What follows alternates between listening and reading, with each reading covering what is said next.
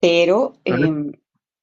hablamos también de vivencias, de cosas que nos pasan todos los días, que uno dice, ¿será verdad o será mentira? Pues sí, es verdad. O sea, a mí me lo han dicho los pacientes y bueno, aquí lo importante es realizar el tamizaje, que el paciente vaya y que el paciente efectivamente pueda salir con un diagnóstico de todo está bien, váyase tranquilo para su casa o no, aquí tenemos que hacer algo más.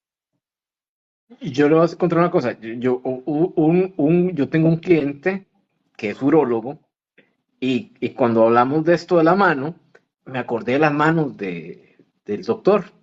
Y ni a palos. Una mano mide como 1,90 m, 1,80 m. Dios guarde. Entonces sí pesa esa determinación. Y no se le quita seriedad. Es que sí es un factor. Eh, igual, yo tengo un amigo que tuvo un problema de un tumor en la cabeza y él seleccionó a un neurocirujano pediatra porque tenía en sana teoría más habilidad con las manos porque es neurocirujano pediatra.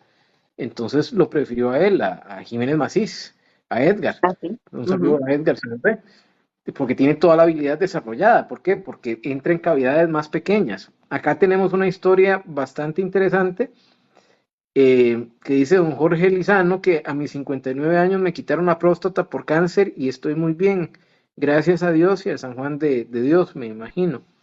Y qué bueno que tenemos este testimonio real de un señor que lo comparte con nosotros, que afortunadamente está bien. La gracia y la idea es que nosotros que estamos escuchándolo a usted, doctora, no pasemos por ese triste episodio. Y más bien con el testimonio de don Jorge y con toda la información que usted nos brinda, tomemos conciencia de la necesidad de cuidarnos porque estamos viviendo o nos podemos enfrentar eventualmente a un problema más serio, porque también está la metástasis. Si se agarra Sí, tarde claro. ese cáncer, eh, bien, si se agarra tarde ese cáncer, no sé a dónde hace metástasis el cáncer de próstata. Si me recuerda, doctora. Claro que sí. Bueno, primero, darle las gracias a don Jorge por contarnos. Vea que es un paciente, es un señor muy joven, dice 59 años y ya fue operado. De aquí, para que veamos la relevancia, ¿verdad?, de hacer diagnósticos verdaderamente tempranos. Eso es lo ideal. O sea, es un paciente, es un señor que probablemente esté curado del cáncer de próstata, ¿verdad? Así que, pues efectivamente a veces se tienen que hacer cierto tipo de procedimientos, pero si esto implica salvarle la vida a un paciente, pues vamos para adelante. El tumor de próstata, a donde hace generalmente metástasis, es a hueso. Es de las primeras cosas donde hace metástasis, por eso es que los señores se quejan de dolor. Y entonces, claro, los pueden a veces confundir con un dolorcito de espalda o a veces ellos mismos me dicen que lo que les duele es la cadera, ¿verdad? Ujú. Aquí, digamos, eso es como la principal zona donde puede llegar el tumor de próstata. Obviamente, cuando él va creciendo puede ir a tomar otro tipo de órganos, pero principalmente es el hueso. Entonces, aquí es donde la importancia, y por eso que yo te comentaba anteriormente, de que teníamos, pues yo había tenido unos pacientes a los cuales tenían antígenos normales, pero que habían tenido esta compresión de estos nervios y no podían caminar, porque el hueso, al ser el lugar donde llega primero este tipo de cáncer, se lo comió, digámoslo así, le comió estas vértebras y entonces es como si fuera, como si vieras una torre y esa torre se aplastó los nervios y entonces ellos dejaron de caminar. Así eh, que efectivamente, este, los diagnósticos tempranos son los que nos gustan para poder obviamente dar un manejo más óptimo. Si llega un paciente que no tiene, y pues que desgraciadamente nos llega con un diagnóstico tardío, tenemos muchísima cantidad de cosas para poder ayudarles y aumentar la sobrevida. que esto es importante. ¿Qué cosas pueden aumentar la sobrevida en casos de que ya lamentablemente se llega tarde, se hace el procedimiento, pero hey, hay que hacer eso? ¿Cuáles procedimientos hay alternativos para que la gente viva más y viva mejor también? Porque es un tema de calidad de vida también. Vieras que yo creo que ahora se ha avanzado mucho en lo que es también, bueno, la técnica quirúrgica para quitar la próstata, que es lo que hacemos nosotros cuando el paciente tiene un cáncer de próstata, quitamos la próstata, quitamos las vesículas seminales. Entonces aquí viene la gran pregunta del millón. Em, ¿Es cierto que quedan con disfunción eréctil? Es cierto que pueden quedar con disfunción eréctil. Dependerá mucho de cómo esté el tumor, qué tan pegado esté a los nervios, a dónde esté localizado, cómo sea el paciente anatómicamente hablando. Vean, es tan ¿Por qué, importante doctor?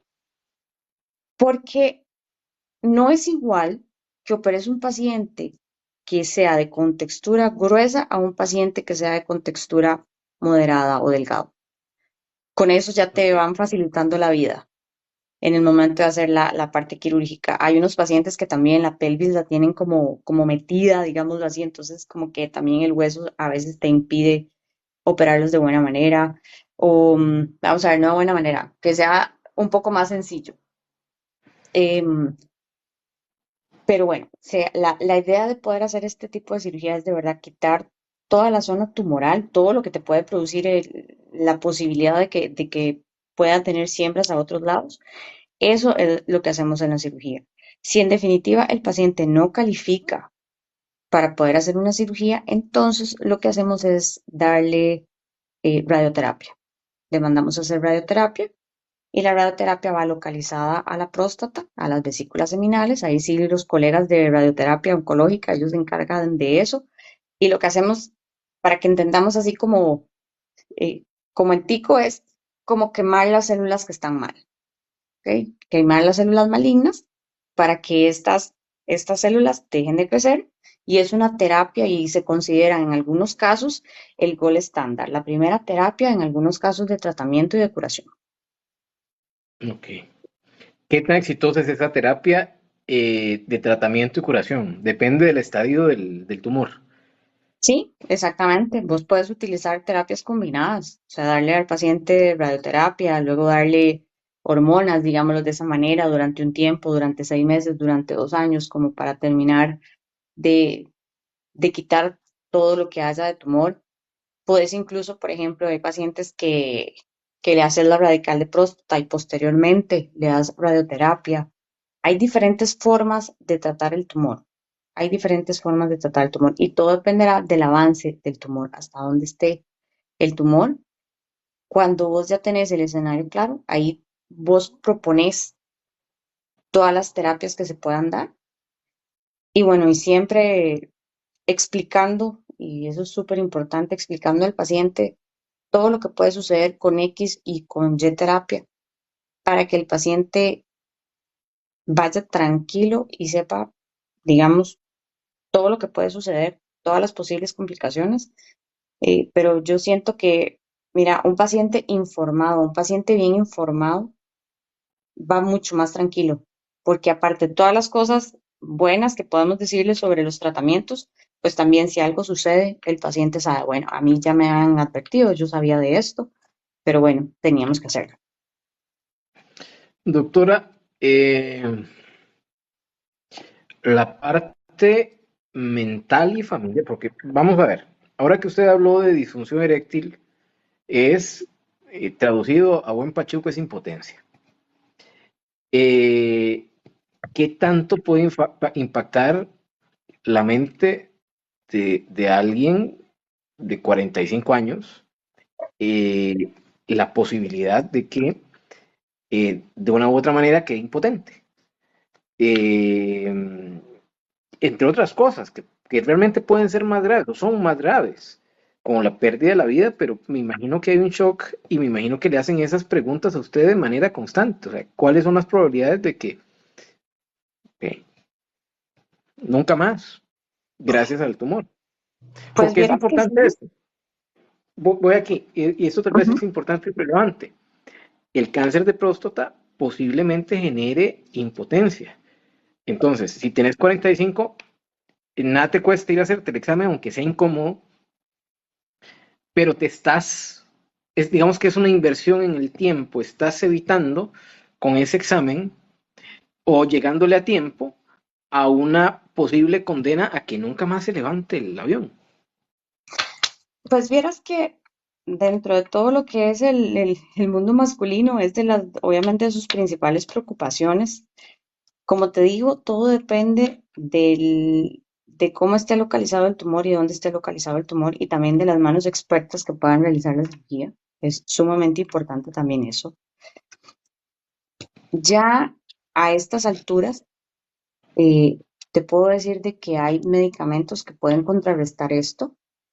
Hay incluso prótesis de pene que se pueden también colocar para que el paciente pueda tener erecciones. Entonces, pues sí, efectivamente, es un tema para el paciente en sí, pero ahí es donde yo te decía, esto no lo manejamos únicamente el urólogo. Ahí entra pues también la parte de psicología, ahí entra también la parte familiar, el apoyo familiar, o también entra lo que vos puedas ofrecerle también al paciente como alternativas. Obviamente, entre más joven es el paciente, más difícil de aceptar este asunto si llega a suceder.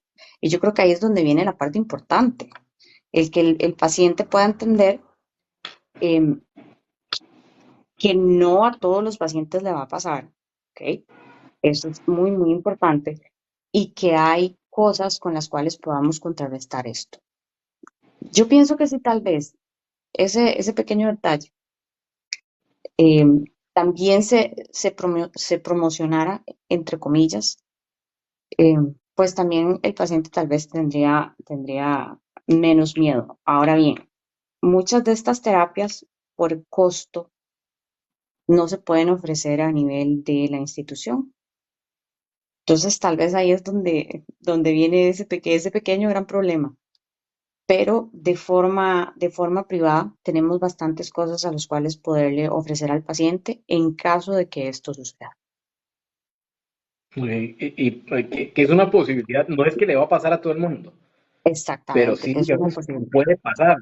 ¿Qué Puede. porcentaje de los pacientes quedan con dificultades de este tipo?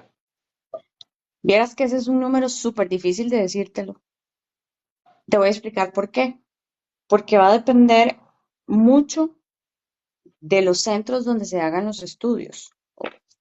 Vamos a ver, si por ejemplo haces este tipo de cirugía con algo que se llama o con cirugía robótica, cirugía laparoscópica, el porcentaje es bajísimo, bajísimo, bajísimo. Entonces, depende también del centro donde se realice. Si vos estás hablando en lugares donde se hace en cirugía abierta, donde, no sé, donde tal vez no hay tanta experiencia y puedes llegar hasta un 20% de los pacientes que puedan tener algo, un 10% de los pacientes que puedan tener algo. Es sumamente difícil y en realidad en nuestro país, que yo sepa, sinceramente hasta el día de hoy, creo que únicamente el Hospital México hizo hace unos años un estudio para ver qué cantidad de pacientes tenían ellos con disfunción eréctil posterior a una cirugía de radical de próstata, eh, pero no te puedo decir a ciencia cierta el porcentaje a lo pico, no lo sé.